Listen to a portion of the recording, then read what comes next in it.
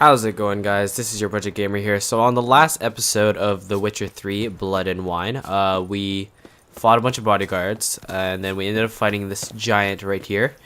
And now we need to go follow Milton to the place a body was found. Brave kid, Guillaume. Parmarin oversaw his upbringing. Guillaume is his kid. Can't get used to the way you knights talk. Especially how you switch back and forth between flowery and, well, near normal. We are knights errant, in the service of her gracious magnificence. When we appear in her name or speak on her behalf, we are bound by tradition. Slow now, whoa. No one here. They must have removed the body already. Let's look around, make sure they didn't miss anything. Fish. Alright. Hobnailed boots, multiple sets of prints. Ducal guard, clearly. Let's see where they went. Walked along the shoreline. Perhaps the body lay on the bank. Anything taken by the current ends up in these shallows. Oh, what the hell? Looks like a variation. Oh! Look at the rut. Guardsmen left this site by boat, recently. Probably to transport the body somewhere. Alright.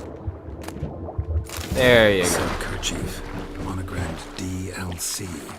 A noble's accessory, clearly. DLC? Nice to know where they took the corpse.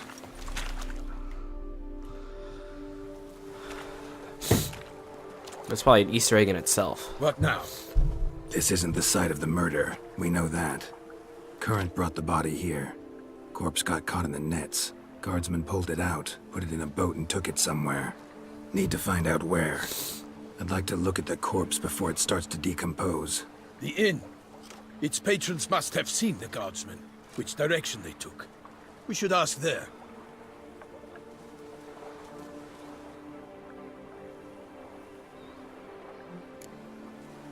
Someone's watching us. Seems we've got ourselves an audience. You think this surprising? The locals will tell the children of children they do not have yet, of the day a quartered corpse was pulled from the river. Snitch. One thing. Found a handkerchief in the water. Monogrammed DLC. Mean anything to you? Downloadable content. Delacroix? It cannot be. Was it he the beast slew? Seems so. Knew him well? Long past. We were close friends once, but our paths diverged. He was a man of extremes, standing by his companions no matter the odds, fighting his foes to the bitter end. Foes? You have a lot of them? He did, but I do not see what that has to do with the beast. Ah, Geralt, you've struck a raw nerve. Memories of a time long past, to which I'd rather not return now. I understand. We can talk later. Let's go to the tavern. I shall have to leave you soon. Return to court. Barely got back to Toussaint. A knight in the service of Her Illustrious Highness knows no rest. In fact, I'd feared I would return too late to fulfill my duty. Yet it seems I've arrived in the nick of time. Once you have finished examining the corpse, be sure to report to Anarietta. Anarietta? Her Grace, the Duchess. I forget myself at times. She must be a We huge address character. each other by our first names in private. Never in Parmarin's presence, however. He finds such familiarity offensive. A watering hole for traders, smugglers, boatmen. But you will find no better crayfish chowder in all Toussaint. Ducal clerks looking for help. Could be good coin to be made. By my troth, could that be the musty scent of fresh pâté? Naught else, Sir de Peyrac-Peyran. I see time has not dulled your senses. We would be honored if you would join us. Your companion as well. But why do I not detect even a whiff of crayfish chowder? No soup today, on account of there being no crayfish. I reckon you've not heard, but all I caught was a corpse. I awoke at the crack of dawn, as I do each day, but when I looked up, I beheld a blood-red sky. This corpse is precisely why we're here. For the man whom you've invited to join you at the table was summoned from a far-off land. by her gracious magnificence. He is tasked with tracking and killing the beast. We invited 2 men to join us, yet since Sir de Peyrak in temperament is more akin to hare than hound, I surmise the other is the hunter. With whom do we have the pleasure?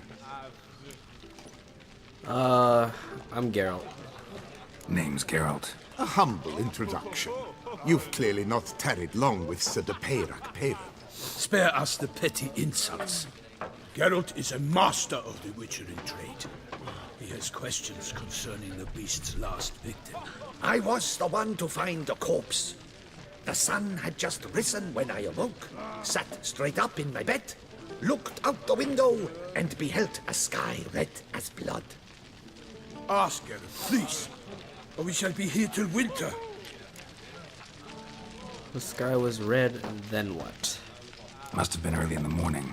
Went to check your nets and then... I stepped out of my hut and saw... By my troth, to the point, man. You found a body ensnared in your crayfish nets. We know this already. What happened then? Did you see anyone nearby? Did you spy anything noteworthy? Anything at all? Not a soul around, just me. As for noteworthy... well... What did you see? But be warned, if I hear the sky was red again... I saw a head bobbing, eyes bulging, the tongue blue and popped out. Next to it, a hand rocking upon the water. Get a good look at the body parts? They gave me such a fright. I bolted to town fast as my legs would take me, then returned with guardsmen who told me to keep out of their way. They had a hard haul. The parts were so tangled up in my nets, they were forced to cut them. Need to examine the body. Know where they took it? They ferried it across, then loaded it on a cart and hauled it to a cellar at Corvo Bianco to keep it cool, see? What? Who's that? Why, Corvo Bianco is Baron Russell's estate. When he learns they've turned his cellar into a morgue, he'll set his hounds on them. While you were gallivanting about the north, his vineyard was auctioned off. Maybe that's Anna. Who was that? Woman who just left. Didn't see her before. Didn't notice her walk in either. Doubtless Linnis, the innkeep's daughter. But hold, Geralt, because this is an outrage. Russell's vineyard was auctioned off? Inconceivable. It is no secret the Baron had gambling debts up to his ears. It finally came time to collect. His creditors auctioned off his property. The Ducal Chancellery bought it, in fact. Russell now bunks with his brother in Vicofaro. I told Russell he'd get his comeuppance. How long can one throw on past heroics? His creditors must finally have defined that his promises meant nothing. Such are the times. Today's knights are pale shadows of the heroes of yore. It's true what they say. God sent the beast to punish us for straying from the old paths. Folk are saying the beasts are divine punishment? So folk think the beast's divine punishment. Knights have turned their backs on the old customs. Where they were defenders of the duchy, they're now defenders of their own tushes. Why, you insolent... Let him talk. The Duchess trades in titles, grants honors to ill-doers. We've strayed from the path of virtue, lost the gods' favor, so the gods sent retribution. Don't listen to that nonsense, Geralt. It's rehashed street preacher Codswell. Yes, the rebel rousers have been sprouting up like weeds lately, each offering the same bill of goods. Oh, what else do people say about the beast? They say anything else about the beast? Besides it being a messenger of the gods? The Toussaintois are no fools. They see clearly the beast kills on days honoring patron saints. Picky monster. I'll go examine the body. Thanks for the hospitality. Time I examined the corpse. Corvo Bianco lies a short way from here, near the tourney grounds. Just follow the road and you'll arrive. Not coming with? Oh yeah, duty of some sort calls. Some sort? Ha! Her Grace bestowed a great honor on me, even before we departed for Velen. I'm to play the hare during this year's game in the Palace Gardens. When you see me in my costume, you will wet yourself laughing. A little tempted to ask a few questions, but it sounds like a long, complicated story. One involving lengthy digressions into local history and tradition. So, see you later, Milton, and good luck.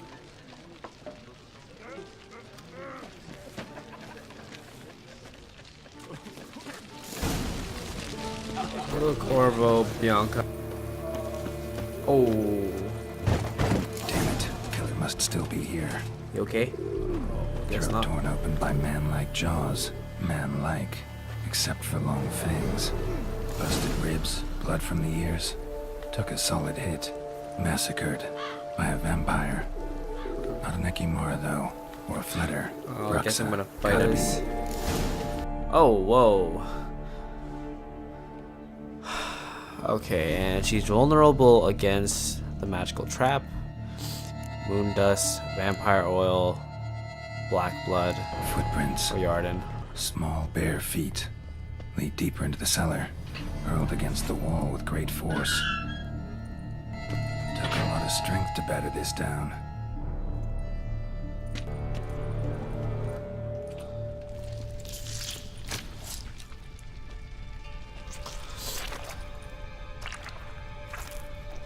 You.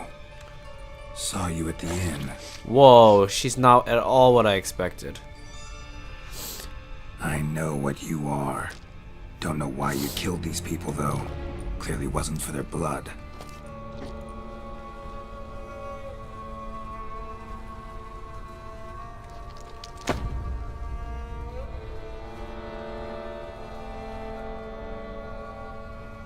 I have no idea how I'm gonna blur that out. We don't have to fight. But we're going to. You are wrong.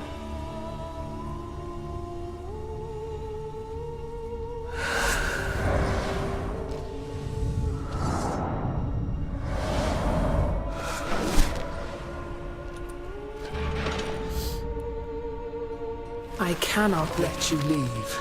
Oh. Oh. Oh. I should be able to last. Oh, you're kidding me! Oh. I finished it off in one hit. What the hell? Killed all these men to get to the body. What was she doing at the table, though? Oh, wow. I can't believe that just happened. Stinks. Waterlogged. Both hands amputated. Body was quartered just as I thought.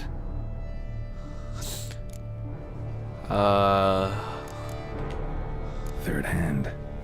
A spare? Except it's clearly not the victim's.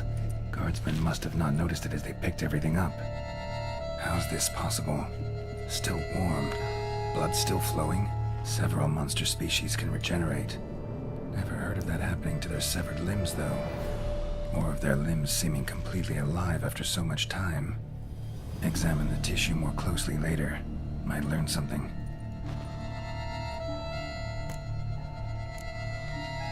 Body was chopped up after death. Blows struck with great force, but bones sliced through, not crushed. Creature that killed him had long claws, sharp as a witcher's blade. First sank its claws into the victim's heart. No Bruxa did this. And examine head. Laid in water for some time. Head swollen, and something took a few bites out of it. Something in the throat. A pouch, bulging with coins. Sweet. Nilfgaardian florins, from several different provinces. If the murderer did this, means we're dealing with a sentient thinking beast.